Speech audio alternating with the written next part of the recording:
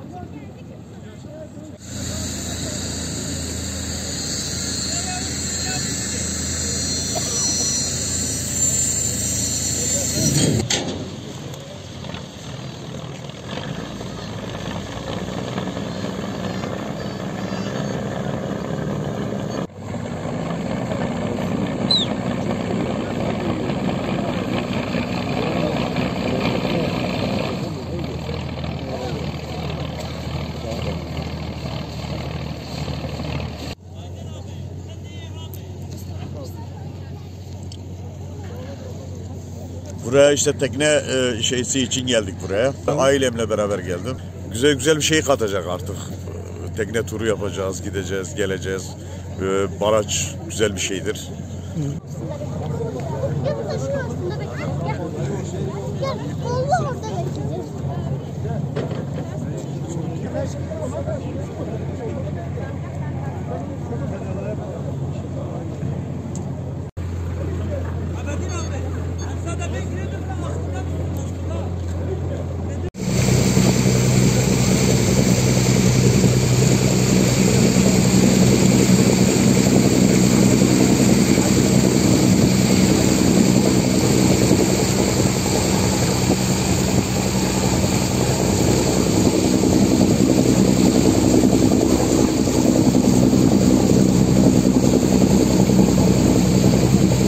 Tabakadan üst tabakaya kadar herkese şükranlarımızı sunuyoruz.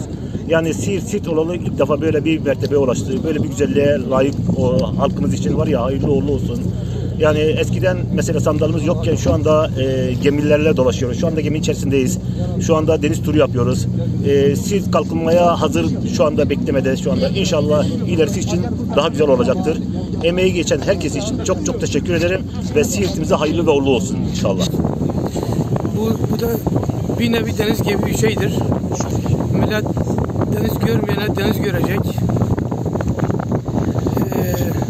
Millet balıkçılık yapacak. İstihdam sağlayacak. Tanıtımı çok güzel olacak. Siirt her yerde tanıtılacak. Bir Siirt'li ekmek kapısı olacak Siirtlilere. Allah hayırlı etsin. Çok umutlu, çok sevinçliyiz.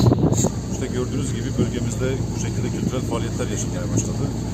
İnsanlar artık yeni yaşam alanları bulmaya başladı. Bizlerin de yeni yaşam alanı karşıda gördüğünüz gibi daha önceki senelerce köyün yerleşim yeri olan aşağı tarafta suların kaplamasıyla birlikte şu an yukarı tarafa taşındı.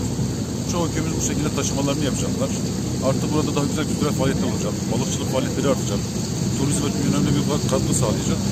Biz bununla bu katkıların artması, insanlarımızın, vatandaşlarımızın sosyal etkinliklerin artması, kültürel ve turizm faaliyetlerinin artması için elimizden gelen tüm gayreti göstereceğiz. Görüyorsunuz, bir haftalık bir süre içerisinde Botan Çayı'na yaklaşık olarak 6 tane tekne geldi. Bu sayılar artacak. Bizler bugün buraya işte iskelelerin yapılmasıyla ilgili çalışmalarda bulunmak için buraya geldik. Birinci iskelemizin yeri ortalama olarak belli oldu ama bundan sonraki küçük iskeleler yapılacağı bölgeleri de biz belirleyeceğiz. Vatandaşlarımızın istek ve taleplerine göre biz bu sayıları artıracağız. Tekne sayıları zaten artış gösterecek. Gerekirse demin arkadaşlarımızla yapmış olduğumuz şeyde toplantıda zaten arkadaşlarımızla işaret ettiğimiz gibi bu burada sosyal faaliyetlerin arttırılmasıyla ilgili biz burada birkaç ofis oluşturacağız. Bu ofislerle birlikte biz vatandaşlarımızın haklı taleplerini hızlı bir şekilde yerine getireceğiz. Arabalı feribotlar da gelecek. Bunlarla ilgili çalışmalarımız da sürüyor. Kısa bir süre içerisinde inşallah biz bunları da yapacağız. Milletimizin, halkımızın hizmetine sunacağız. Arkadan bağlayalım bir tane.